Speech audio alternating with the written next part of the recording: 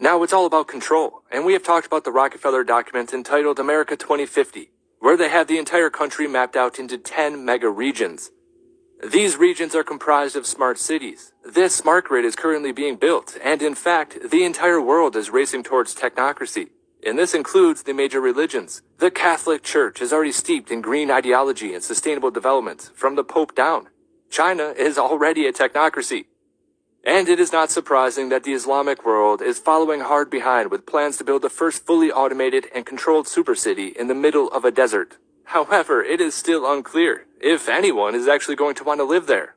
It's a quote-unquote city of the future that has been tried with limited success in communist China, as well in cities within the nations of Canada, South Korea, Spain, and Singapore. However, that is not deterring them. These plans to roll out the megacity infrastructure is continuing. Welcome to the line. It's a so-called smart city built on a 100-mile line capable of housing 9 million people. On the project website, the Crown Prince touts the line, also called NEOM, as a place where there will be, and I quote, no roads, cars, or emissions. It will run on 100% renewable energy, and 95% of land will be preserved for nature. 95%. So yeah, you're going to be stuck in the megacity. Anyway, they go on to say, again, I quote, people's health and well-being will be prioritized over transportation and infrastructure, unlike traditional cities. Yes, all travel will take place in this city via high-speed rail, with end-to-end transit of 20 minutes. And as we were talking about, if you wish to travel outside of that perimeter, well, I guess you're out of luck. Perhaps it will work out for you if you know someone who's important, or if your social credit score is within the acceptable range. If your score is too low, you won't even be allowed on the government-provided mass transit. And yes, you will be condemned to a life within the four walls of your apartment. Residents of this city will live in a dystopian world of total surveillance, with sensors, cameras, facial recognition software, and biometric ID scanners built right into the grid. The Saudi Crown Prince estimates the cost of developing the city of Neom at $500 billion. The Crown Prince has designed the city to deliver on all of the 17 sustainability goals cooked up by the UN. Yes, that is Agenda 2030. Now, these 17 goals were approved in September 2015 by the heads of state of almost every nation in the world. Now, keep in mind that we never voted on this, but our leaders committed us to it anyway. Different countries will deliver us over to this abhorrent lifestyle in different ways. While Saudi Arabia is attempting to deliver it in a large fashion, in the grandest of fashion actually, Joe Biden's administrative state will deliver it in piecemeal, with the support of both major political parties. Joe Biden's $1 trillion climate change bill that was ironically renamed to the Inflation Reduction Act, but I won't get into the economic consequences right now. The main point is that this bill incorporates many of the same themes as what you see in the Saudi Crown Prince's Advanced Smart City. Net zero carbon emissions, a total reliance on renewable energy, technology-driven surveillance on all human activity, and a rejection of private land ownership. All resources are going to be tightly controlled by the government and its corporate partners.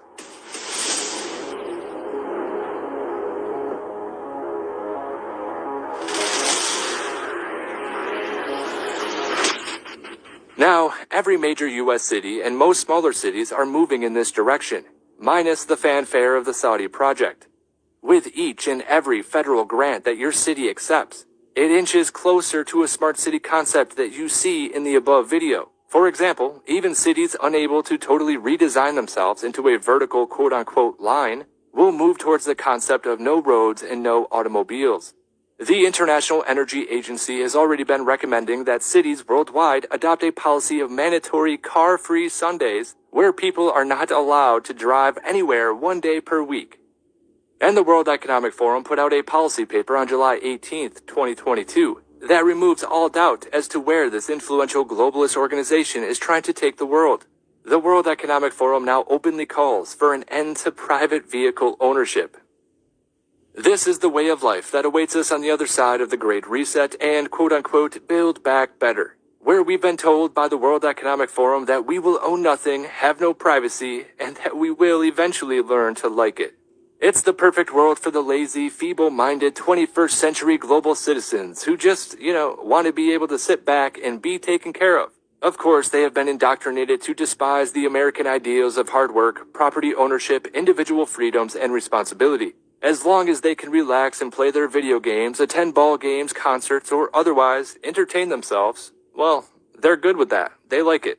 But, wait till people find out that they won't be able to do any of those things because of their carbon footprints or because they say mean things on the internet. I mean, overall, they are being conditioned to accept universal basic income, live in a tiny apartment, and rely on the government for their transportation, food, and healthcare.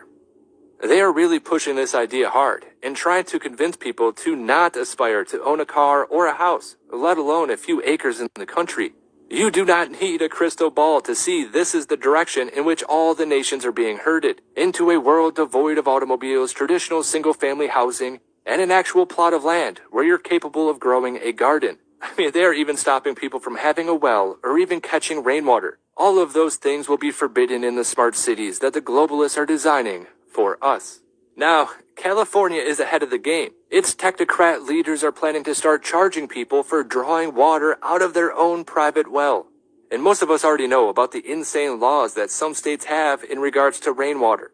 But anyway, while most countries will need to retrofit existing cities to bring them in line with the UN World Economic Forum agenda, a few like the Saudis and the Chinese have the money to develop smart cities from the ground up. Everyone seems to be selling out to the Great Reset and the New World Order.